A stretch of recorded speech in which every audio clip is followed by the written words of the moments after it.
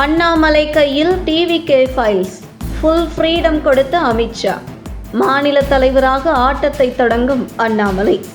அண்ணாமலை டெல்லி பயணம் தமிழக அரசியலை மட்டுமில்லை, இந்திய அரசியலையே பரபரப்பை ஏற்படுத்தியிருக்கிறது.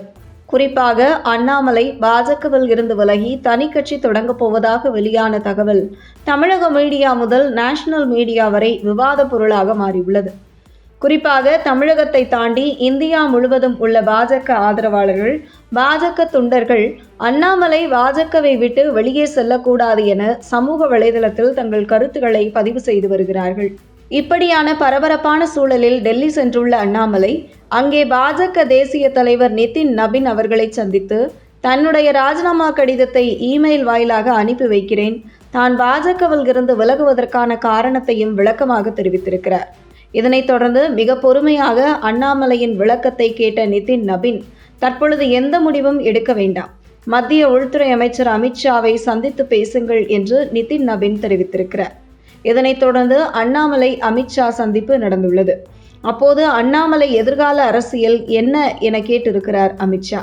தனக்கு பாஜகவில் முழு சுதந்திரம் இல்லை, கடந்த முறை மாநில தலைவராக இருந்தபோது கூட சுமார் 60% தான் என்னால் சுதந்திரமாக செயல்பட முடிந்தது. பாஜகவில் இருந்து விலகி சுதந்திரமாக செயல்பட முடிவு செய்துள்ளேன். நான் மாநில தலைவராக இருந்தபோது அதிமுக திமுக 2 கட்சிகளுக்கு எதிராக அரசியல் செய்தேன். அதனால்தான் பாஜகவை கடந்த நாடாளுமன்ற தேர்தலில் 11% வாக்கு வங்கியாக உயர்த்த முடிந்தது. மேலும் நான் மாநில தலைவராக இருந்த டிஎம்கே ஃபைல்ஸ் வெளியிட்டேன். அதனைத் தொடர்ந்து ஏடிஎம்கே ஃபைல்ஸ் வெளியிடவும் தயாராக இருந்தேன். ஆனால் அதற்குள் பாஜக அதிமுக கூட்டணி உறுதியானது. தற்பொழுது பாஜகவில் இருந்து வெளியேறி அதிமுக திமுக தாவேக ஆகிய 3 கட்சிகளையும் எதிர்த்து அரசியல் செய்ய இருக்கிறேன். மேலும் எப்படி இதற்கு முன்பு டிஎம்கே ஃபைல்ஸ் வெளியிட்டேனோ அதேபோல் டிவிகே ஃபைல்ஸ் வெளியிடுவேன். திமுகவை நிலைகுலைய வைப்பதுதான் கடினம், தாவேக்கவை நிலைகுலைய வைப்பது அவ்வளவு கடினம் இல்லை. ஏனென்றால் தாவேக்க ஆட்சியில் குறிப்பாக விஜய் மீது நிறைய குறைபாடு உள்ளது. இதெல்லாம் மக்கள் மத்தியில் எடுத்து சொன்னாலே ஆளும் தாவேக்க ஆட்சியின் மீதும் தாவேக்க மீதும் தமிழக மக்களுக்கு வெறுப்பு வந்துவிடும். இப்படி நான் சுதந்திரமாக செயல்பட வேண்டும் என்றால் பாஜகவில் இருந்து செயல்பட முடியாது. அதனால் பாஜகவில் இருந்து விலகி சுதந்திரமாக செயல்பட முடிவு செய்துள்ளேன் என அமித்ஷாவிடம் அண்ணாமலை தெரிவித்திருக்கிறார்.